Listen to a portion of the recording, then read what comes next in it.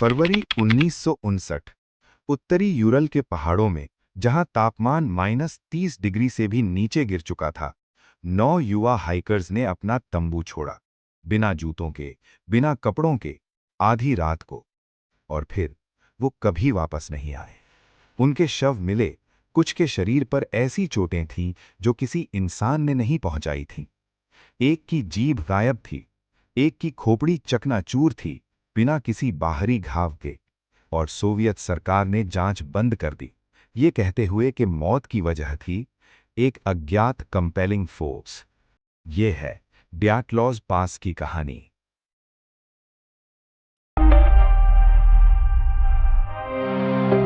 साल था 1959। जगह थी सोवियत यूनियन का स्वेडलोस्क शहर, आज जिसे येकाटेरिनबर्ग कहते हैं।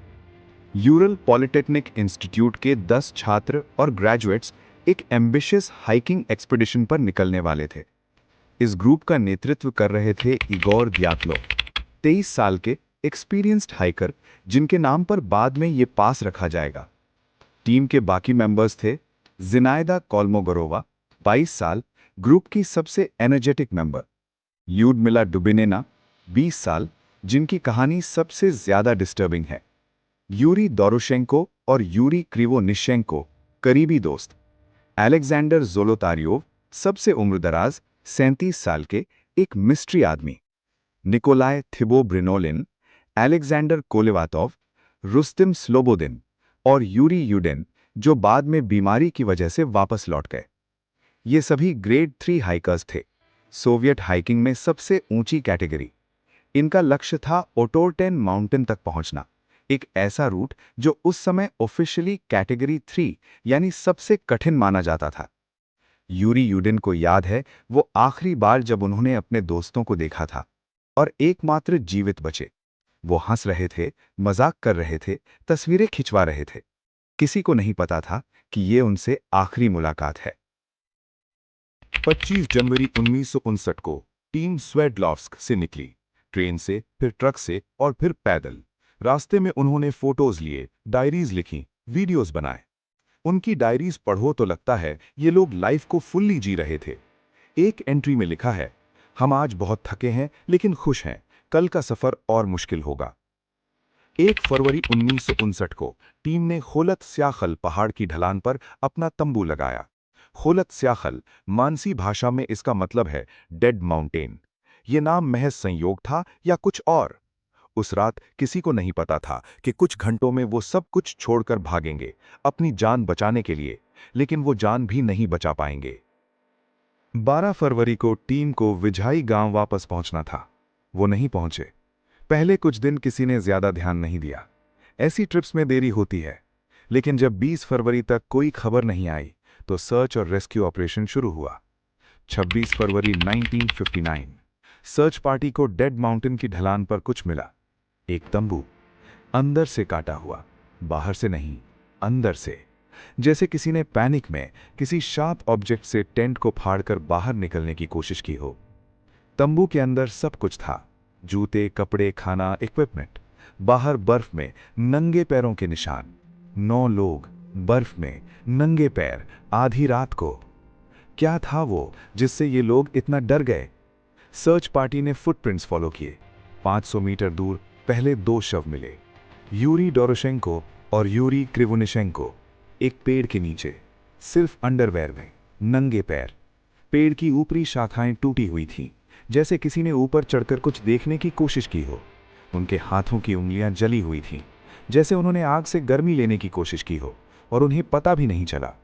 Paradoxical undressing. एक्सट्रीम हाइपोथर्मिया में दिमाग गर्म लगने लगता है और इंसान कपड़े उतारने लगता है। थोड़ी दूर पर इगोर दियाटलोव का शव, उनका चेहरा उस दिशा में था जहां से वो कैंप की तरफ वापस जाने की कोशिश कर रहे थे। और फिर जिनायदा कोल्मोगोरोवा, वो भी वापस लौटने की कोशिश में मरी थीं। और रुस्तेम स्लोबोदीन, उनकी खोपड़ी में एक फ्रैक्चर था, लेकिन डॉक्टर्स ने कहा यह मौत की वजह नहीं थी। 5 शव मिल चुके थे, लेकिन 4 अभी भी गायब थे। मई 1959, बर्फ पिघलने के बाद बाकी 4 शव एक रवीन में मिले, कैंप से 75 मीटर दूर। और यहां से कहानी और भी अजीब हो जाती है। निकोलाय थिबो ब्रिग्न्युलेल, उनकी खोपड़ी बुरी तरह फ्रैक्चर थी। अलेक्जेंडर जोलोतारियोव और ल्यूडमिला डुबिनिना, इनकी पसलियां टूटी हुई थी। डॉक्टर्स ने कहा, इतनी फोर्स जैसे किसी कार एक्सीडेंट में होती है, लेकिन कोई बाहरी घाव नहीं था, जैसे फोर्स अंदर से आई हो, जैसे किसी ने उन्हें स्क्वीज किया हो। और फिर ल्यूडमिला डुबिनिना, उनकी जीभ गायब थी, उनकी आंखें गायब थीं, उनके होठों के कुछ हिस्से गायब थे। इन्वेस्टिगेटर्स ने कहा यह डीकॉम्पोजिशन से हुआ, लेकिन बाकी बॉडीज में ऐसा नहीं था, तो क्यों सिर्फ डुबिनिना के साथ? और एक और बात, कुछ बॉडीज के कपड़ों पर high levels of radio activity मिली। आम हाइकिंग ट्रिप में रेडियो एक्टिविटी कहां से आई? सोवियत गवर्नमेंट ने इसका कोई जवाब नहीं दिया। सोवियत अथॉरिटीज ने जांच की, लेकिन यह जांच जितनी जल्दी खुली उतनी ही जल्दी बंद भी हो गई। ऑफिशियल कंक्लूजन था, मौत की वजह एक अननोन कंपेलिंग फोर्स। ये वाकई किसी ऑफिशियल डॉक्यूमेंट में लिखा गया था। फाइल्स को क्लासिफाई कर दिया गया। 30 साल बाद सोवियत यूनियन के टूटने के बाद कुछ डॉक्यूमेंट्स सामने आए, लेकिन जांच करने वाले लीड इन्वेस्टिगेटर लेव आइवानोव ने 1990 में एक इंटरव्यू में कहा, मुझे ऊपर से कहा गया था कि केस बंद करो, यूएफओ और मिस्टीरियस फिनोमेना का कोई जिक्र मत करो। क्यों? आखिर सोवियत गवर्नमेंट को क्या छुपाना था? 60 साल से ज्यादा हो गए हैं और अब तक कोई नहीं जानता असल में हुआ क्या था। लेकिन थियरीज की कमी नहीं है। थियरी 1, एवलांच, सबसे कॉमन और ऑफिशियल थियरी। 2021 में रशियन इन्वेस्टिगेटर्स ने कहा एक छोटा एवलांच आया होगा। टेंट डैमेज देखकर घबराए हुए हाइकर्स भागे, हाइपोथर्मिया से मरे। लेकिन प्रॉब्लम्स हैं। टेंट की लोकेशन पर एवलांच के कोई साइंस नहीं मिले। अगर एवलांच आया तो फुटप्रिंट्स क्यों इंटैक्ट थे? और इंटरनल इंजरीज का एक्सप्लेनेशन? थियरी 2, इंफ्रासाउंड या कॉमन वॉर्टेक्स। ये थियरी कहती है कि उस रात पहाड़ की शेप के कारण एक स्पेसिफिक विंड पैटर्न बना, जिसने इंफ्रासाउंड यानी बहुत लो फ्रीक्वेंसी की साउंड वेव्स पैदा की। इंफ्रासाउंड इंसान को सुना नहीं जाता, लेकिन फील होता है। ये एक्सट्रीम पैनिक, हैल्यूसिनेशंस और फियर ऑफ डेथ जैसी फीलिंग्स पैदा कर सकता है। हो सकता है हाइकर्स को लगा कि कुछ आ रहा है और वो भाग गए। Theory 3, Soviet military testing. कुछ रिसर्चर्स का मानना है कि उस रात उस इलाके में सोवियत मिलिट्री का कोई सीक्रेट टेस्ट हो रहा था। शायद पैराशूट माइंस जो ऊपर से एक्सप्लोड होती हैं और इंटरनल इंजरीज छोड़ती हैं। रेडियो एक्टिविटी इसी से एक्सप्लेन होती है और इसीलिए फाइल्स क्लासिफाई हुई। थियरी 4, येती या बिगफुट। हाँ, ये थियरी भी है। कुछ लोग मानते हैं कि मेंक, मानसी फोकलोर का एक क्रीचर, जिम्मेदार था, लेकिन इसका कोई फिजिकल एविडेंस नहीं है। थियरी 5, क्रिवोनिसिंचेंको और जुलात्रियोव, सीक्रेट एजेंट्स। ये सबसे इंट्रीगिंग थियरी है। अलेक्जेंडर जुलात्रियोव की बैकग्राउंड बहुत मिस्टीरियस थी। वो एक वर्ल्ड वॉर II वेटरन थे। उनके पास कई डिफरेंट आइडेंटिटीज के डॉक्यूमेंट्स थे। कुछ रिसर्चर्स का मानना है वो केजीबी इन्फॉर्मेंट थे, और हो सकता है वो किसी को कुछ डिलीवर करने गए थे उस पहाड़ पर और कुछ गलत हो गया। Theory 6, paradoxical undressing plus panic. कुछ एक्सपर्ट्स सिंपली कहते हैं रात को कुछ हुआ, शायद एक छोटी स्नो स्लैब या आपस में कोई एक्सीडेंट, पैनिक में टेंट छोड़ा, हाइपोथर्मिया में पैराडॉक्सिकल अनरेसिंग, जो रवीन में मिले वो बाद में स्नो के नीचे दबने से internal injuries. Simple, tragic, human. लेकिन फिर जीभ, आंखें, रेडियो एक्टिविटी। यूरी यूडिन, वो इकलौते बचे, बीमारी की वजह से वापस लौट गए थे।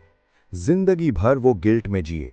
हर साल वो उस जगह जाते थे, अपने दोस्तों को याद करते थे। 2013 में उनका निधन हो गया। आखिरी इंटरव्यू में उन्होंने कहा था, मैं जानना चाहता हूं, सिर्फ ये जानना चाहता हूं, उस रात हुआ क्या था। उनका सवाल आज भी अनसुना है। द्यातलोव पास, जो अब ऑफिशियली उसी नाम से जाना जाता है, आज एक टूरिस्ट डेस्टिनेशन बन गया है, लेकिन लोकल्स अभी भी उस जगह से डरते हैं। मानसी लोग कहते हैं वो पहाड़ हमेशा से था और हमेशा रहेगा। Dead mountain. 9 जिंदगियां, एक रात और एक सवाल जो शायद कभी जवाब नहीं पाएगा। क्या था वो जिसने उन्हें उस रात तंबू से बाहर खींचा? क्या था वो जिसने उनके शरीर तोड़े बिना कोई निशान छोड़े? क्या था वो जो सोवियत गवर्नमेंट छुपाना चाहती थी? हम नहीं जानते, शायद कभी नहीं जानेंगे। टैटलोव पास, डेड माउंटेन, जहां 9 लोग गए और सिर्फ रहस्य वापस आया।